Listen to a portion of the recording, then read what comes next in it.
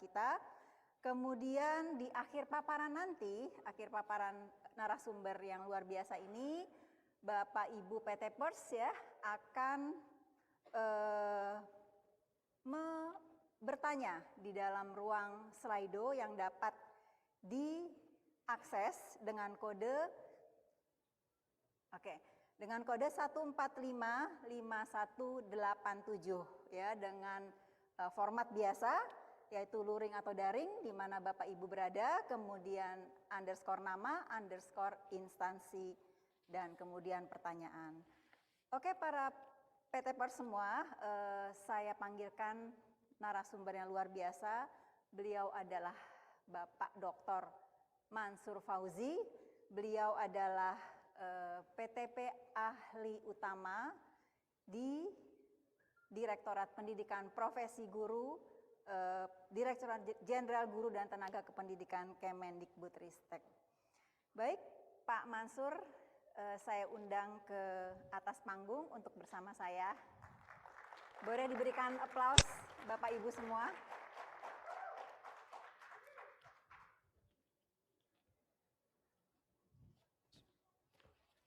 Selamat siang Pak. Selamat siang Mbak Anda. Apa kabar? Alhamdulillah. Sehat ya Pak ya? Sehat. Salaman dulu kita Pak. Baik Pak Mansur, ya. Ini teman-teman PTP baik di luring maupun di daring ini luar biasa ya Pak ya? Ya.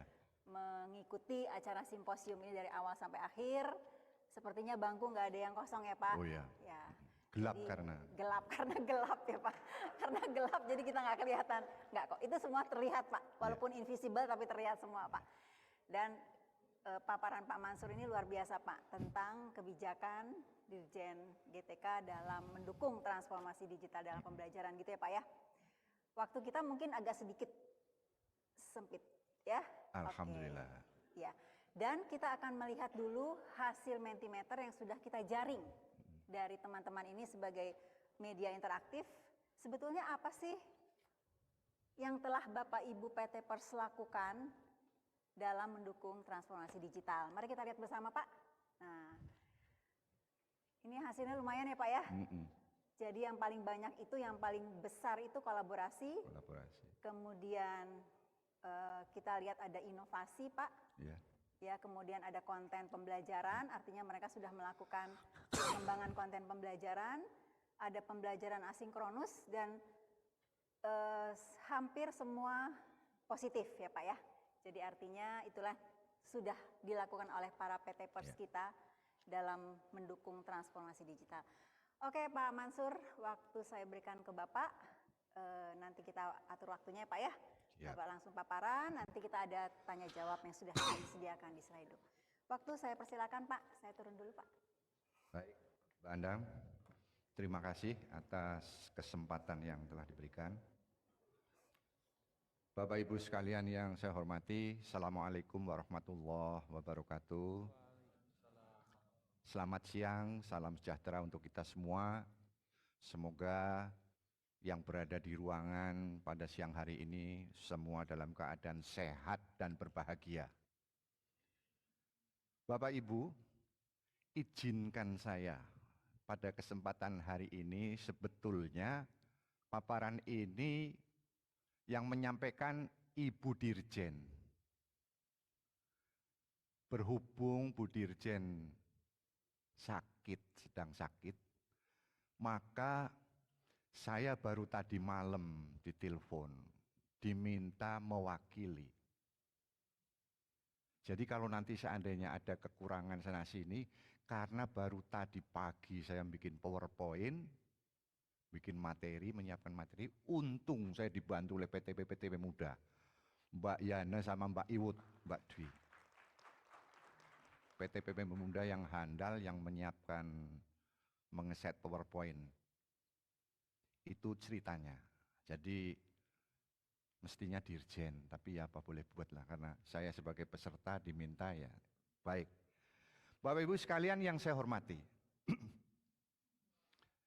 kebijakan Direktorat GTK dalam transformasi digital, ya, dalam dunia pendidikan, khususnya dalam pembelajaran. Ini bahasa-bahasa transformasi digital itu seolah-olah bahasa yang ruwet, mumet, ya. Kita artikan sederhana saja. Saya akan menggunakan kata-kata yang sederhana, mudah dicerna, mudah dimengerti, sehingga kita mudah untuk melakukan penyesuaian-penyesuaian. Transformasi digital, ya, untuk dunia pembelajaran. GTK kebetulan ada kebijakan tentang transformasi digital. Ada 3 hal yang perlu diperhatikan. Pertama, transformasi digital untuk dunia pendidikan dan diklat. Yang kedua, peran PTP dalam transformasi itu apa? Yang ketiga, karya-karya apa yang bisa kita berikan dalam transformasi itu, transformasi. 3 hal ini saja.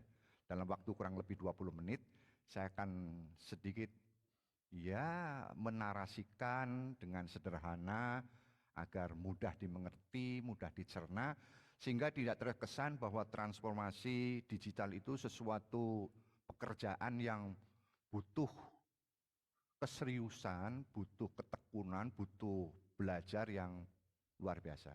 Sebenarnya sederhana saja.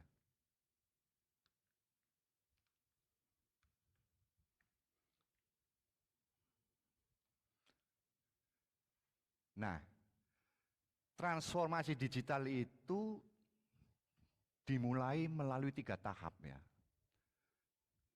Tahap pertama itu transformasi digital itu dari tahap yang manual, textbook, tulisan, lisan yang masih kuno.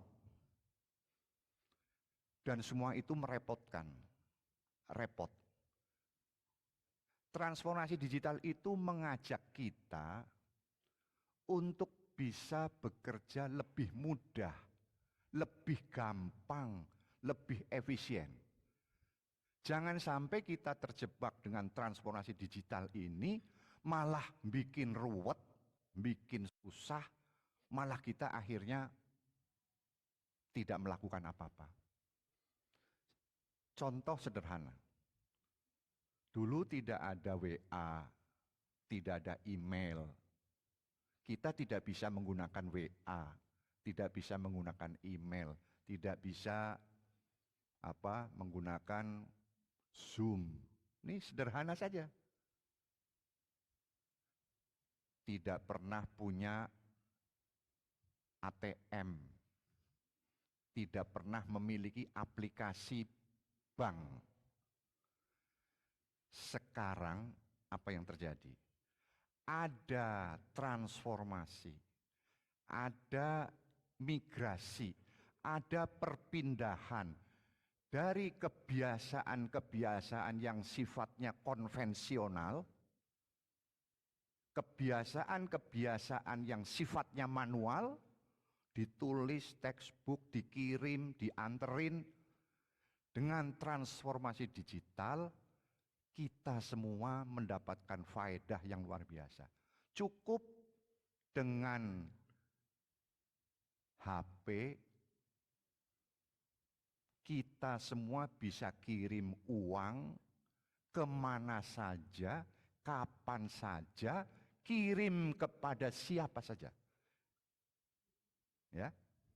Nah, dari mulai manual, kemudian digitalization, mulai kita pakai disket, ya, pakai overhead, proyektor, ya, disimpan di dalam kaset, itu transisinya. Sekarang kita sudah main digital cloud. Kita punya gudang penyimpanan cloud di awan yang luasnya itu tak terbatas. Bapak Ibu mau nyimpan file foto, tidak perlu disimpan di HP, langsung Google foto, tempat nyimpan foto. Semua mau ribuan, ratusan ribu foto, tidak terbatas. Ya, transformasi digital. Tapi ada syaratnya. Kita bisa menikmati transformasi digital itu jika ini tadi kita memiliki sarana prasarana. Ini contoh-contoh sebuah transformasi manual konvensional. Dengan digital ini kita bisa membuat Zoom, ya, bisa melakukan melalui Microsoft Teams, Google Classroom, Google Meet. Kita bisa belajar kapan saja, di mana saja, dengan siapa saja, kalau kita cukup mengerti mengoperasionalkan Zoom. Minimal itu. Kalau Bapak Ibu sudah bisa Zoom, sudah bisa buka laptop, sudah bisa ikut simposium dengan Zoom, Bapak dan Ibu sudah termasuk kategori sudah melakukan transformasi meskipun dengan skala yang masih rendah. Transformasi skala yang lebih tinggi, Bapak Ibu enggak perlu ngetik, enggak perlu nulis, screenshot, foto, Ibu ngomong, Bapak Ibu ngomong, bisa langsung jadi tulisan, tulisan tinggal diedit. Nah, ini plus minusnya transformasi digital ini, sehingga membuat anak sekarang itu males nulis, males mikir, males ngarang. Karena apa? Semuanya udah ada template. Ini salah satu sisi minusnya. Tapi salah satu sisi manfaat yang luar biasa, yang begitu luar biasa besarnya, tidak bisa kita hindari. Jadi transformasi digital ini sesuatu bukan kewajiban, tetapi sesuatu yang dibutuhkan oleh kita semua. Dulu tol bayar. Wah, nggak ada receh. Lama antri, mengganggu belakangnya. Awalnya dari situ. Kemudian dievaluasi, diperbaiki, pakai kartu, tap, nggak usah pakai uang lagi. Itu bentuk transformasi digital yang terus akan dilakukan perbaikan-perbaikan. Sampai kita nanti konon kabarnya, manusia itu cukup pakai barcode di tangan. Nomor KTP segala macam di barcode, apapun Bapak Ibu membayar listrik, membayar utang, membayar PAM, membayar segala macam tinggal di konon kabarnya seperti itu. Jepang, Amerika, Rusia sudah melakukan penelitian. Kita nggak perlu lagi pegang uang, kita cukup dengan ATM pun sekarang sudah mulai berkurang fungsinya dengan adanya aplikasi mobile banking. Ke restoran, kita tinggal nomor rekening atau di barcode foto. Itu bentuk transformasi-transformasi yang skalanya sudah mulai tinggi. Ya. Kalau skala yang masih rendah ya sudahlah belajar pakai Zoom dulu, pakai Google Meet, bisa kirim WA, bisa kirim transfer, itu masih. Tapi kalau yang sudah skalanya tinggi, itu tadi, kita ngomong, tidak perlu ditulis, cukup direkam, rekamannya bisa jadi tulisan, tulisan diedit, bisa menjadi buku, buku bisa dijual. Ya. Nah. Lalu sekarang pertanyaannya, kedua, perannya apa? Peran kita apa? Mari kami dari GTK mengajak Bapak dan Ibu untuk berperan lebih aktif, terutama PTP-nya dalam dunia pembelajaran. Transformasi ini butuh syarat agar bisa berjalan dengan baik. Pertama, mustahil kita bisa melakukan transportasi kalau kita nggak ngerti IT. Kita nggak ngerti cara buka laptop, kita nggak ngerti cara password, ngisi password, kita nggak ngerti internet, mustahil kita bisa melakukan transformasi. SDM penting, ya. Jadi kita PTP, mari kita tingkatkan kemampuan literasi digitalnya. Kemampuan literasi digital kita perlu tingkatkan. Sedikit belajar, sedikit-sedikit. Oh, nggak ngerti ini, nggak ngerti Excel pelan-pelan, bisa ngerti Excel, nggak ngerti kirim uang, ya nanti bisa. Infrastruktur jaringan, SDM kuat, jaringan nggak ada, mustahil juga, ya. Jadi ini satu sistem yang tidak bisa dielakkan. Koneksi internet wajib. Kita mau bicara digital, internetnya biar cepet. Mungkin teman-teman yang ikut daring, yang dari daerah-daerah, barangkali masih banyak ada kendala, kadang-kadang sinyalnya hilang, ya, kadang sinyal muncul, kadang sinyal hilang, itu biasa. Ya. Dan juga kita harus mampu mengembangkan, mampu memiliki konten-konten untuk mengisi tadi fitur-fitur yang disediakan. Ini syaratnya. Optimalisasi peran, ya. Jadi GTK khususnya Kemdikbud melalui GTK mengajak para PTP itu berperan secara optimal dalam dunia pendidikan, khususnya pembelajaran. Bagaimana agar pembelajaran itu bisa berlangsung lancar, mudah, gampang, cepat dimengerti, siswanya pinter. Mari manfaatkan teknologi digital ini untuk mendorong, memotivasi, memfasilitasi para guru-guru ini meningkatkan kemampuan digitalisasinya agar mereka di lapangan berhadapan dengan siswa bisa jauh lebih baik lagi. Ya. Apa peran? Mungkin dari peran yang ada ini terbatas. Saya yakin dan percaya Bapak Ibu di tempat tugasnya masing-masing bisa memiliki peran sesuai dengan tugasnya masing-masing, bisa memilah-milah peran apa yang pas buat saya agar bisa memajukan dunia pendidikan. Antara lain, peran-peran yang bisa kita lakukan di lingkungan GTK dan kementerian lain yang bergerak di bidang pendidikan, kita GTK memiliki semacam wadah, platform Merdeka Mengajar. Dalam platform Merdeka Mengajar itu di dalamnya ada fitur-fitur di mana fitur-fitur itu bisa menjadikan sumber belajar baik oleh guru, kepala sekolah maupun siswa.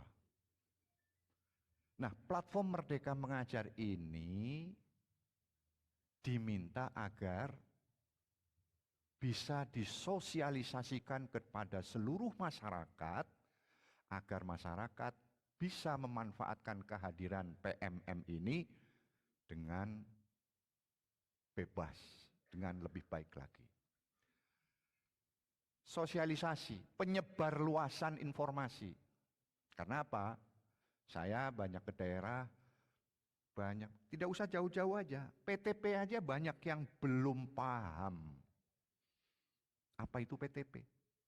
Tusinya apa? Ya.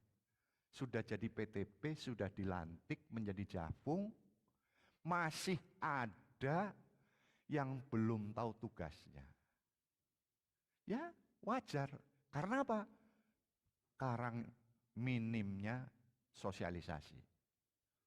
Atau mungkin sibuknya, waktunya sedikit, saya tahu nih, karena ada Oman tadi ya.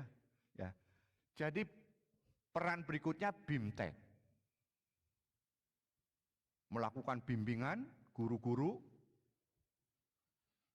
kemudian mendorong komunitas, membentuk komunitas-komunitas pembelajaran, mengajari guru-guru, ya kan?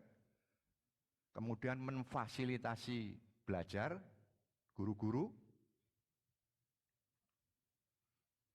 diskusi dengan guru-guru, kolaborasi,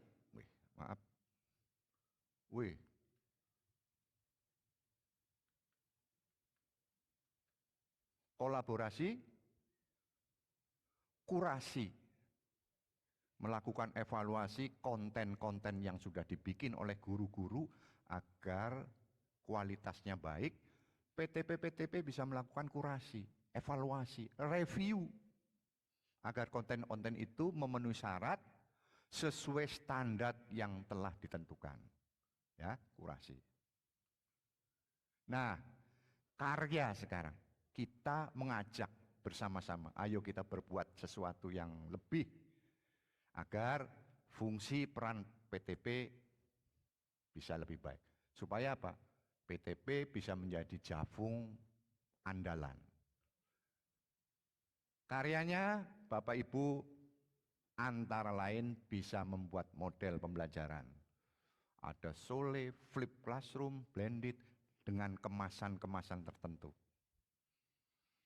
Pengembangan media pembelajaran, membuat videonya, membuat multivideonya, ya, hipermedianya bikin. Pengembangan aplikasi, PMM, platform Merdeka Mengajar. Kita punya platform Merdeka Mengajar, punya rumah belajar yang terus setiap dekade, setiap periode kita lakukan evaluasi, perbaikan, updating, agar konten-kontennya itu selalu update dengan dunia pendidikan dan ilmu pengetahuan yang sedang berkembang saat ini.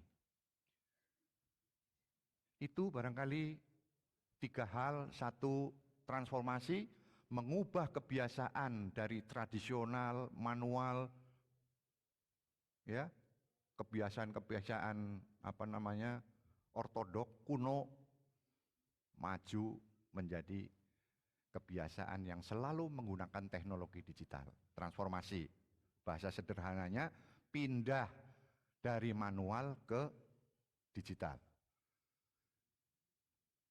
Peran, mengambil peran, tampil, sosialisasi, BIMTEK, dan lain-lain. Karya harus banyak membuat model-model pembelajaran, ya, media pembelajaran, kemudian melakukan upaya-upaya lain dalam rangka pengembangan platform Merdeka Mengajar dan rumah belajar. Itu barangkali Bapak Ibu, ya, yang bisa kami sampaikan dengan waktu yang terbatas, dan karena pas 2:30, karena jam 2:30 pembicara dari Oman, luar negeri, nggak bisa digeser-geser. Pas 2:30 selesai, ya. Itulah Bapak Ibu, kurang lebihnya kami mohon maaf kalau ada hal-hal yang kurang berkenan. Kalau mau diskusi boleh saja. Itu ya. Terima kasih. Wabillahi taufik wal hidayah. Assalamualaikum warahmatullahi wabarakatuh. Waalaikumsalam warahmatullahi wabarakatuh. Terima kasih banyak Pak Mansur atas paparannya, menjadi pencerahan bagi kita semua ya, Bapak Ibu PTPers ya. Dan bisa saya simpulkan Pak bahwa transformasi digital itu yang pertama adalah kita harus merubah pola pikir kita gitu ya Pak ya. Yeah. Kemudian kita mengadopsi dan kita mengadaptasi, dan terakhir kita mengintegrasikannya terutama ke dalam pembelajaran kita. Mungkin begitu ya para PTPers semua, baik di ruang luring maupun daring. Kita buka satu sesi pertanyaan saja Pak untuk satu penanya. Yeah. Ada pertanyaan? Sudah Oke. paham semua ini. Belum ada satu orang yang mau raise hand untuk bertanya? Oke, silakan Pak. Sebutkan nama, instansi, dan pertanyaannya singkat aja Pak ya, karena kita mengejar waktu. Silakan. Mungkin Bapak berada di stand mic di samping. Oke, silakan Pak. Satu pertanyaan kita jawab ya Pak ya. Pertanyaannya nggak usah susah-susah, Pak. Wayahnya Bismillahirrahmanirrahim. ngantuk tidur Assalamualaikum nih. warahmatullahi wabarakatuh. Waalaikumsalam Waalaikumsalam warahmatullahi wabarakatuh. Nama saya Aryo dari Balai Besar Guru Penggerak Provinsi Jawa Tengah. Jawa Timur. Tengah Bapak. Oh, Jawa Tengah. Solo ya. Karanganyar Bapak. Karanganyar. Ya beda dikit lah. Oke. Alhamdulillah Bapak ini ada kesempatan untuk ketemu dengan Pak Mansur. Di sini kita seperti ada semacam penguatan dari pembina bahwa kita itu tugas utamanya adalah mengawal PMM. Selama beberapa bulan ini kita alhamdulillah juga sudah mengawal PMM, tapi ada satu kekhawatiran Bapak. Jadi di sini guru itu seperti dipacu untuk dua hal yang mirip-mirip, yaitu yang pertama akun belajar, yang kedua PMM. Sementara di PMM kita hanya istilahnya akun belajar itu hanya kunci gitu ya. Untuk masuk ke PMM harus menggunakan akun belajar.